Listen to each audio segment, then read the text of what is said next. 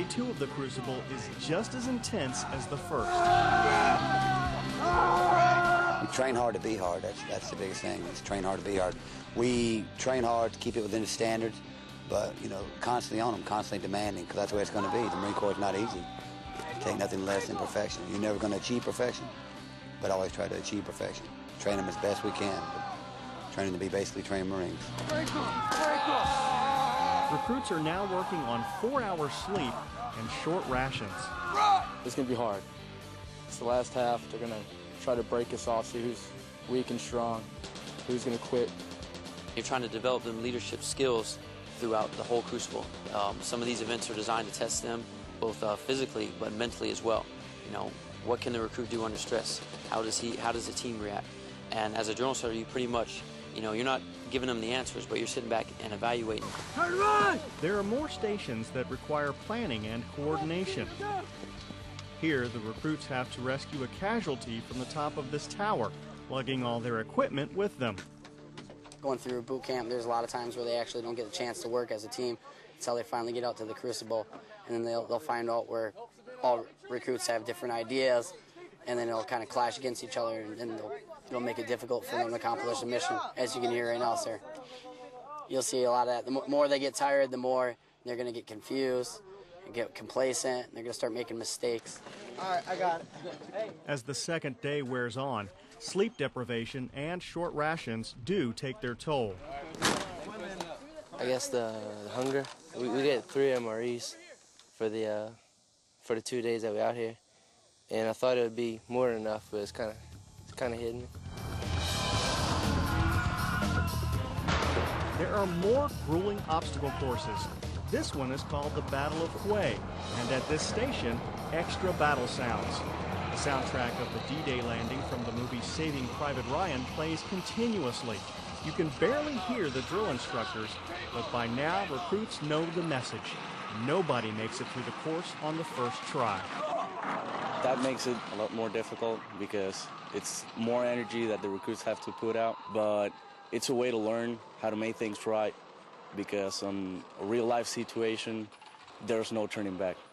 Recruits have to learn what are they going to do on a real-life situation so that when they are out on the battlefield, they have to accomplish the mission from the first time without any casualties.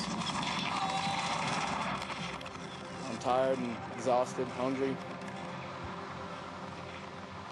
The only thing really getting me through is tomorrow's getting the Eagle Globe and Anchor. The Eagle Globe and Anchor, the Marine Corps symbol. The payoff at the end of the Crucible, a ceremony where recruits will be given the emblem and called Marines for the first time. In the evening, the full company rehearses the ceremony. Something I've wanted my whole life, the EGA, Eagle Globe and Anchor. Something I've looked outside my window in my barracks and seen every Saturday morning, wishing, oh, I wish that was me, and now it is me. So tomorrow morning, I'm probably gonna cry. Tomorrow morning's gonna be probably the best feeling I've ever had.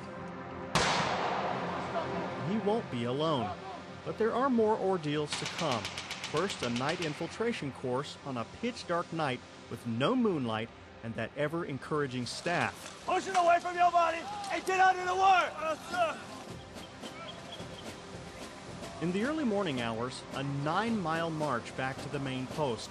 The company arrives famished and exhausted as dawn is breaking. The hardest part for me was the 9-mile march back from the end of the Crucible. We had a 115-pound LB pack on, and I was slacking behind. And I started going, my mind started wigging out on me. I didn't know what to do. I thought I wasn't going to make it. Then, in formation around Paris Island's Iwo Jima statue, the ceremony they've waited for almost 3 months. They're about to receive that treasured emblem. Now the chill you feel run down your spine is a symbolic fusion of our core values into your souls forever. From this day forward, you will be the guardian of our country, our core, our customs, and our courtesies. May God keep each and every one of you in the palm of his hands. Semper Fidelis. The recruits reaffirmed their enlistment oath. Uniform Code of Military Justice. The Uniform Code of Military Justice. So help me God. So help me God. Arms down.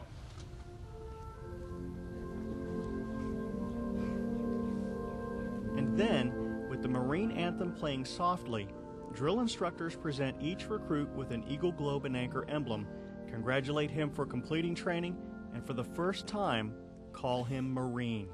No spectators, no crowd, only men who've endured the last 11 grueling weeks of training together. It's a group experience and an intensely personal moment. Many feel proud. Like you're standing taller than anybody else. Like you're head and shoulders over most people. You accomplished the largest goal of your life. It was the greatest feeling in my life. Many are emotionally overcome. People said they weren't going to cry, and when they actually got it, the water started pouring.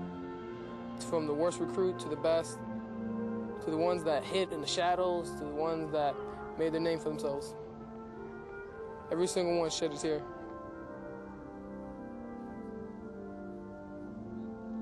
When they put it in your hand and tell you to hold it close to your heart and say, "Job well done, Marine," that's the best feeling I've ever had in my life.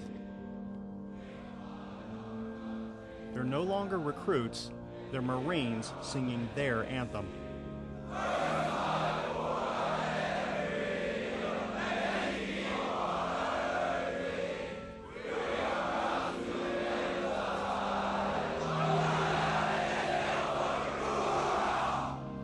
Senior drill instructors, take charge of your new Marines and feed them a warrior's breakfast.